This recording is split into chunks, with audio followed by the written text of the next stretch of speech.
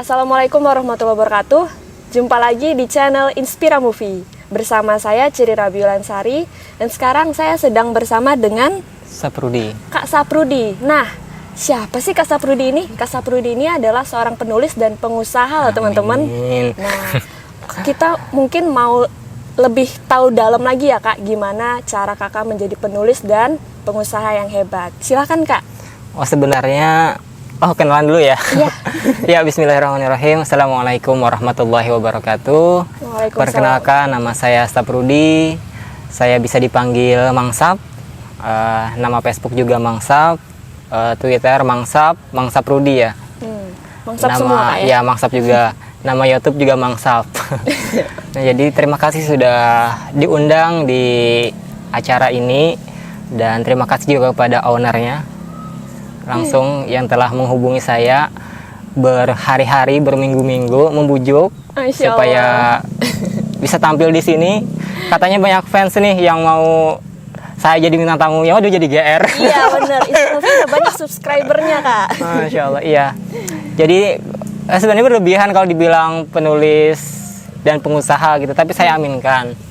Jadi setiap kata-kata itu adalah doa. Jadi memang saya pernah menjabat Ketua Forum Lingkar Pena FLP ya, FLP Banjarbaru, kemudian FLP Kalimantan Selatan. Itu adalah sebuah forum kepenulisan. Nah, jadi di sana saya juga aktif di organisasi. Jadi menulis juga aktif. Dulu sih, nah jadi sampai sekarang tuh agak mandek menulisnya. Kenapa tuh Kak? Ya kalau berbicara kenapa ya, karena kemarin waktu menjabat Ketua FLP itu masih sendiri. Nah sekarang sudah berkeluarga, jadi memang agak keteteran nih masih membagi waktu mana organisasi sama keluarga dan bisnis gitu kan. Nah tadi bilang juga pengusaha, ya aminkan aja alhamdulillah gitu kan. Pengalaman juga pernah beberapa usaha yang dijalankan, tapi ya itu tadi terus berproses semoga nanti menjadi lebih baik gitu. Nah kalau saya lihat nih, kakaknya adalah seorang owner ayam catuk, bener Kak ya? Banyak banget nih teman-teman, kakaknya memang wah, ada owner soto Banjar Mangsap, owner food Banjar, owner keripik usus ayam Yam, dan guru SMP 1 Martapura, bener Kak? Ya, sempat ngajar sih beberapa waktu gitu kan, bukan guru tetapnya. Jadi sekarang pekerjaan tetapnya apa nih Kak? Oke. Jadi sekarang pekerjaan tetap saya selama 2018 setelah menikah itu, saya sudah memutuskan menjadi bapak rumah tangga. Iya, jadi bapak rumah tangga, saya lebih banyak menghabiskan waktu di rumah. Jadi sekarang usaha yang disebutkan tadi itu sudah pernah saya geluti gitu kan, tapi sekarang saya fokus di dunia online. Jadi jualan online, semuanya online, bisnis online, dan itu ternyata lebih menggiurkan gitu ketimbang bisnis offline yang kita jaga sendiri gitu kan. Nah, jadi online tuh cangkupannya lebih luas gitu. Kita bisa jualan kemana aja, itu bisa kita lakukan gitu ketimbang offline. Ya memang offline tuh memang harus ada juga kalau memang basicnya mungkin tidak bisa online, dan tapi juga bisa juga lebih fokus ke online untuk saat ini. Iya. Ada pengalaman pahitnya nggak sih Kak selama Kakak menggeluti usaha? Wah ini kalau pengalaman pahit itu sangat banyak sebenarnya. Apa jadinya? Beberapa ya. Jadi kalau pengalaman pahit itu sudah kalau ditipu. Nah itu sudahnya kalau ditipu ketika berjualan atau ketika ada tempat kita itu yang dibobol maling. Sempat jadi juga itu sempat dibobol maling, itu shocknya luar biasa. Karena padahal baru beberapa waktu buka, ternyata dibobol maling gitu. Padahal di sana ada CCTV-nya. Tapi itu tadi ketika kita mengalami naik turun gitu kan, turun tuh bisa dibilang tadi seperti dimusuhi orang, di unfriend gitu kan. Nah, itu sudahnya tuh ketika kita itu sudah pasti karena orang iri Kak ya? Bisa iri ya, benar banget.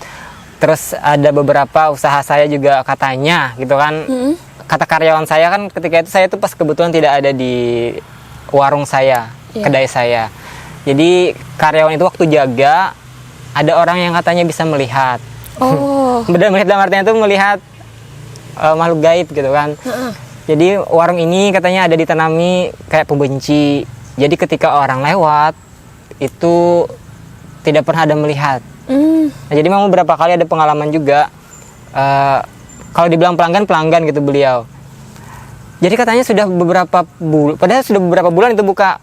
Loh kok katanya saya baru aja melihat ini warung ini buka, lalu apa kalau bahasa Banjar itu lalu lalang mondar mandir lihat kok nggak pernah ada warung. Ternyata ada warung di sini. Bahasa saya katanya cari-cari rumah makan soto Banjar, ternyata ada di sini gitu. Nah, jadi seperti dihalangi gitu Kak iya, seperti ya kayak ditutupi gitu oleh orang. Tapi kalau dari kasus yang ada itu memang beberapa kali sebelum saya usaha di tempat itu katanya sudah beberapa kali berganti. Nah, mungkin kasusnya sama juga, katanya ada ditanami pembenci. Sebelum saya itu juga sudah ada. Tapi kalau saya sebenarnya paling anti sih sebenarnya hal-hal yang seperti itu. Tapi ketika sudah mengalami dan pengalaman seperti itu, ternyata memang ada gitu kan, usaha-usaha yang bisa dibilang orang itu nggak suka dengan kita. Gak usah kita sukses gitu kan. Kadang-kadang kita mendapat kabar gembira aja ada yang nggak suka gitu kadang-kadang kan dengan kita. Nah, apalagi ketika sudah buka usaha, cukup dikenal orang. Nah, itu juga menjadi PR baru lagi gitu menghadapi orang-orang yang ya secara kita lihat itu yang nggak suka dengan kita. Tapi seberapa besar pun orang tidak suka dengan kita, ketika kita tetap berkeyakinan, kita tidak pernah menzolimi orang, yakin aja insya Allah kebaikan itu akan selalu menyertai kita. Betul. Nah, itu yang selalu saya pegang untuk sejauh ini gitu. Iya, selalu yakin bahwa Allah pasti memberi rezeki Nah, Kak, iya benar banget. Tapi kan ada naik turunnya nih usaha Kakak. Apa yang Kakak lakukan, apa yang Kakak ikhtiarkan, apalagi setelah sepertinya itu ada orang yang benci gitu untuk menghalangi usaha Kakak. Iya, jadi terlebih saat ini ya kasus pandemi corona seperti ini, teman-teman itu banyak ya kalau bisa dibilang mengeluh gitu kan teman-teman dari media sosial tuh banyak banget kita lihat dan kita baca pasca corona ini gitu kan, mulai dari usahanya bangkrut, kemudian tidak bisa makan, banyak juga kan tidak bisa membiayai kebutuhan sehari-hari. Dan intinya sebenarnya satu gitu, asal kita mau berproses, kita mau mencoba hal yang baru, itu kadang-kadang salahnya itu kita itu terlalu bilangnya fokus. Padahal sebenarnya kita tuh ketika fokus itu bisa mengerjakan beberapa hal. Jadi misalkan kayak gini nih, kakak kan fokusnya di kuliner nih. Kakak juga aktif di online gitu kan, online sambil jualan online. Nah, itu juga tidak terganggu bisnis online-nya. Di bisnis catering makanan sehat kan semuanya online tuh, pemesanan online juga. Nah, jadi ketika pandemi ini terjadi dan memang itu berdampak banget. Bahkan hampir 100% itu sudah sangat total susah digerakkan gitu. Nah, jadi bagaimana otak kita berpikir, makanya kan Allah itu memberikan kita pikiran gitu kan, akal kreatif. Bagaimana sekiranya kita itu bisa bertahan, survive gitu kan, istilah sekarang itu. Bagaimana kita bertahan dengan kondisi yang harusnya itu kondisi benar-benar terpuruk. Nah, di sini otak tadi mikir lagi nih, terus berputar. Apa kira-kira yang bisa menghasilkan supaya kita tetap hidup dan bertahan gitu. Nah, salah satunya tadi kita jualan jangan segan-segan dan jangan malu, kita mencoba usaha baru. Itu. Jadi jangan sampai karena kita fokusnya di ini misalkan di kuliner, lalu kita tidak bisa melakukan sesuatu hal yang baru. Nah, justru itu sangat disayangkan. Ketika orang lain misalkan offline-nya pada tutup nih karena corona, kita tidak bisa main medsos. Nah, itu sangat rugi sebenarnya. Ketika kita sudah bisa membaca peluang itu, nah online jalan kita saat ini. Jadi banyak teman-teman dan guru-guru saat ini memberikan wejangan bisnis online itu memang sangat menggiurkan saat ini. Dan saya yakin pasca corona ini bisnis online itu akan melejit. Dan bahkan tidak menutup kemungkinan bakalan banyak perusahaan-perusahaan itu yang memangkas karyawan-karyawannya. Apalagi sekarang sudah banyak kan terdengar PHK massal dan lain-lain. Nah, terlebih pasca corona ini kemungkinan besar ketika orang bisa mengerjakannya semuanya di rumah, nah saya yakin pasti bakalan sedikit yang direkrut di dunia kerja gitu, di dunia kerja dalam artian tuh ngantor. Nah, mungkin ada dibatasi orang-orang tertentu gitu. Nah, itulah saat ini dunia begitu cepat berubah dan kita harus siap juga berubah dengan kondisi dunia yang cepat berubah itu. Iya, betul sekali. Nah, Kak, selain menjadi pengusaha, Kakak juga sebagai penulis kan, Kak? Nah, kalau saya baca nih, Kakak pernah menghasilkan karya tulis seperti buku fiksi, terus ada buku biografi juga. Itu gimana, Kak, cara Kakak bagi waktu antara penulis dan sambil berusaha online? Oke. Jadi memang ketika itu ya kan penulisnya ada beberapa lama nih, soalnya sekarang lagi vakum. vakum nggak nulis. Jadi sebenarnya nulis terus sih, nulis tapi di media sosial. Dan baru-baru beberapa hari terakhir ini yang betul-betul semangat itu karena kemarin tuh ikut kelas online juga. Iya. Jadi memang dididik untuk menulis dan bisa menghasilkan gitu. Jadi ketika ditanya membagi waktu, jadi ketika jualan itu kan kadang-kadang kita nggak full melayani orang kan. Iya. Di warung itu kadang-kadang ada waktu senggang. Nah, waktu senggang itu saya gunakan untuk menulis, kadang-kadang mencari inspirasi di sana. Dan memang saat ini memang masih belum ada buku sebiji full karya saya, semuanya itu antologi ya, kumpulan sama kawan-kawan. Mungkin yang paling saya suka itu sebenarnya biografi sih. Saya suka nulis biografi. Dan baru sekarang ada 2 tokoh politik di Kalimantan Selatan yang saya bikinkan bukunya. Ya mungkin nggak disebutkan nama lah di sini kan. Tapi ini bisa saya bacakan ya Kak judul Iya. bukunya ini. Pertama kalau yang dari buku fiksi ada Impian Sang Syuhada, bener Kak? Terus ada Pelangi Kehidupan, ada Gila Lova juga. Terus dari buku biografinya ada tokoh masyarakat Adriansah dan Wanita Berhati Baja. Iya. Kalau boleh tahu itu idenya dapat dari mana sih Kak? Apalagi dari Iya, jadi sebenarnya biografi itu kan kita harus interview kadang-kadang, apalagi orangnya kan masih hidup nih, jadi sangat mudah sekali diwawancarai, dilacak gitu kan. Riwayat beliau, kemudian orang-orang terdekat beliau siapa, kemudian anak-anaknya. Jadi kemarin tuh butuh waktu beberapa bulan baru bisa merampungkan buku itu. Jadi banyak cerita-cerita inspirasi sebenarnya yang bisa diambil ketika kita membuat sebuah tulisan biografi gitu, karena itu diangkat dari real nyata si tokoh itu tadi, bahwa bagaimana beliau menjalani hidup sehingga sukses. Jadi beliau itu salah satu mantan bupati di Tanah Laut. Itu walaupun dengan saat ini sebelum ada kasus ya, jadi beliau setelah saya menulis itu memang terjerat kasus. Nah itu mungkin ujian juga bagi keluarga beliau, dan sekarang saya dengar beliau sudah pure tidak aktif lagi di dunia politik kekeluargaan, sudah total nggak aktif. Itu sepengetahuan saya ya. Iya. Nah itu. Oke. Kak, terus impian Kakak nih setelah ini apa Kak? Kalau boleh ini. tahu. Kalau impian itu banyak banget. Wah, kalau kami boleh tahu apa aja nih Kak? Nah tadi sebenarnya dibilang pengusaha ya, ini pengusaha yang nggak punya rumah mungkin. Tapi alhamdulillah saya masih bersyukur gitu kan, rumah masih rumah orang. Dan insya Allah mudahan nanti ada diberi rezeki oleh Allah beli rumah, beli tanah, beli rumah gitu kan. Ya, impian yang terdekat itu beli mobil dan beli rumah. Dan hutang-hutang semuanya dilunasi. Iya, Nah ya jadi sekarang hutang juga ya insya Allah mudahan cepat terlunasi juga. Dan memang hampir mungkin semua orang ya banyak hutang juga. Tapi kalau bisa jangan pernah berhutang. Jadi kalau bisa kita yang bisa memberikan hutang kepada orang lain. Iya, betul. Nah jadi impian terdekat itu. Kalau impian kedepannya sih saya memang karena ingin menjadi orang yang seperti sabda Rasulullah SAW, kata Rasul, sebaik-baik orang itu adalah yang bermanfaat untuk orang lain. Nah jadi mulai saya berhujam dalam hati, pengen jadi orang yang bermanfaat, pengen men-share tulisan-tulisan yang bermanfaat, kemudian sharing hal-hal yang bermanfaat di akun YouTube saya, insya Allah. Jadi baru satu video yang ada di YouTube, jadi insya Allah mudahan itu bisa bermanfaat juga. Dan saya mikir, saya ini sudah ya cukup sudah kepala 3 gitu kan. Tentu berpikir karya apa yang terus bisa kita hasilkan. Nah ini ketika kita sudah tiada, apa yang kira-kira orang ingat dari kita? Nah itu yang selalu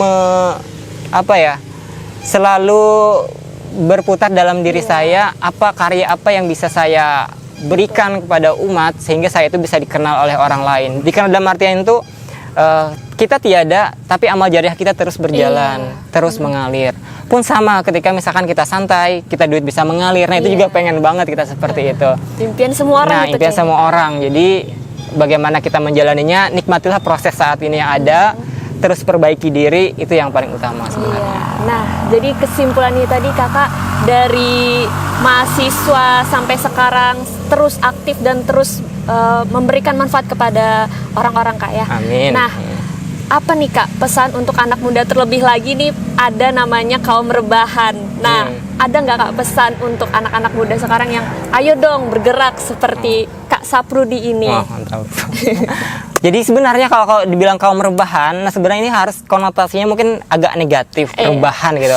Padahal kalau kita berpikir lagi, jadi kata-kata itu adalah doa ya. Jadi ketika kita berpikir itu negatif, kalau kakak justru berpikirnya kaum saat ini ya, apalagi saat ini stay at home gitu kan. Iya. Tapi kita bisa ke sini juga alhamdulillah gitu kan, bisa berkumpul, bisa sharing seperti ini. Sebenarnya dengan kita rebahan tuh kita bisa menghasilkan sesuatu loh. Oh, gimana Kak? Nah, ini dia makanya itu yang pengen nanti saya share gitu kan di media sosial saya, nanti akan ada saya share di Facebook, nanti di WA mungkin bisa saya bagikan pengalaman-pengalaman bagaimana berusaha sambil rebahan. Kita rebahan ngetek-ngetek tapi ada transferan gitu kan. Nah, itu yang paling diminati anak muda gitu kan. Anak muda saat ini nih kalau bisa nggak kemana-mana, duit tuh datang aja kan, dikejar-kejar uang gitu kan. Sukanya instan. Iya, gitu. sukanya instan. Jadi pesan saya sebagai ya kalau generasi tua enggak ya. Milenial. saya juga masih muda gitu kan, walaupun 30 tahun masih muda. Coba dilihat dari wajah kan masih muda. Generasi Y mungkin kan. Ya, gua lah, milenial lah masa ya. Kalau generasi milenial tuh generasi Y Kak. Oh, iya, Kalau generasi Y. kami ini generasi Z. Oh ya udah. Nah, Ya maunya jet aja gitu. generasi Y. Ya sebenarnya di generasi manapun, entah itu milenial, X, Z, generasi apapun, ketika kita bisa bermanfaat untuk orang lain, itu nanti kita akan bernilai. Jadi saat ini jangan sampai kita itu update status yang tidak ada nilainya. Bagaimana media sosial itu menjadi brand diri kita, menjadi apa ya, pencerminan bahwa itu diri kita. Jangan sampai ya bahasanya diri yang alay itu tercermin di alay status gitu kan. Iya. Sudah saatnya taubat ya, taubat. Ya buat teman-teman kurang-kurangin lah bikin status alaynya. Ya jadi kalau bisa bagaimana status kita itu menghasilkan. Jadi kadang-kadang itu yang seni bikin status tapi sebenarnya itu tuh mengiklan. Nah, ini yang harus kita kita pelajari di situ. Yang harus ditekankan bagaimana kita sambil rebahan, kita bisa sambil jualan-jualan online gitu kan, transferan dapat, rebahan dapat, enak gitu kan. Jadi jangan sampai pikiran kita itu terkotak untuk mendapatkan uang ya, bahasanya kalau untuk mendapatkan uang itu kerja keras bagai kuda. Keras banget gitu kan. Kalau bisa dipikirkan kerja santai tapi penghasilan besar. Iya. Nah, itu. Saya juga mau seperti itu. Nah, itu dipikirkan. Nah, salah satunya tadi kan kakak saya kasih tahu jualan online gitu kan. Sekarang banyak komunitas-komunitas online yang menawarkan tanpa kita mempacking barang, tanpa kita menstok barang, itu kita bisa bekerja sama dengan orang lain. Nah, jadi benar-benar cari komunitas entah di media sosial, di grup yang benar-benar itu mendukung karir kita, mendukung impian kita itu mau jadi seperti apa. Nah, silahkan. Apalagi saat ini tadi dengan masa-masa yang kalau kita bilang sulit, ya nggak sulit juga gitu kan. Di satu sisi orang katanya gara-gara corona penghasilan berkurang, tapi nyatanya di keluarga kami alhamdulillah ada gitu kan. Di satu sisi tidak ada pesanan, tapi ada di pesanan lain, pesanan online yang Masya Allah gitu kan, dikejar-kejar uang. Makanya saat ini kadang-kadang status saya tuh dikejar-kejar uang gitu. Jadi kenapa saya sering mengucapkan seperti itu? Itu istilahnya ada afirmasi ya. Jadi afirmasi itu ketika kita mengucapkan kebaikan sesuatu itu insya Allah kembali ke kita. Makanya sering-sering aja mengucapkan dikejar-kejar uang gitu kan. Jadi biar uang itu mengejar kita. Jadi kita nggak kesulitan menangkap uang dan mendapatkan uang gitu. Jadi apa yang terjadi di dalam hidup kita itu tergantung mindset kita Kak ya. Iya betul banget, pikiran kita. Tergantung pikiran kita. Iya, jadi benar. kaum rebahan pun punya dua perspektif yang positif dan negatif tergantung bagaimana kita memikirkannya. Oke. Ya mungkin sekian itu aja Kak ya. Ada lagi Kak kata-kata penutupnya untuk bagi penonton? Ya mungkin bagi kawan-kawan semua, seperti yang saya ucapkan tadi, insya Allah di akun media sosial saya juga sudah mulai gitu, mudahan bisa terus berbagi pengetahuan, berbagi ilmu, khususnya terkait usaha ya, usaha bagaimana memulai usaha. Insya Allah saya siap melayani pertanyaan-pertanyaan atau mau sharing bagaimana usaha yang pas, bagaimana usaha yang baik. Jadi insya Allah siap sharing. Bagi kawan-kawan semua yang ingin bertanya silahkan aja mampir di media sosial saya, Mang Saprudi untuk Facebooknya. Dicatat tuh teman-teman. Ya. Jadi kemudian jangan pernah malu untuk memulai sesuatu yang baru, usaha baru. Karena ketika kita malu, nah wassalam dah, nggak bisa apa-apa lagi. Iya. Nah itu, ya mungkin itu dari saya. Iya. Nah, intinya kita harus tetap berkreasi Kak ya. Terus tetap aktif dan jangan mau dikalahkan oleh gengsi. Nah, mungkin itu aja bagian dari video kali ini. Ya. Saya Ciri Rabilansari pamit undur diri. Wassalamualaikum warahmatullahi wabarakatuh. Sampai jumpa di Inspira Movie selanjutnya.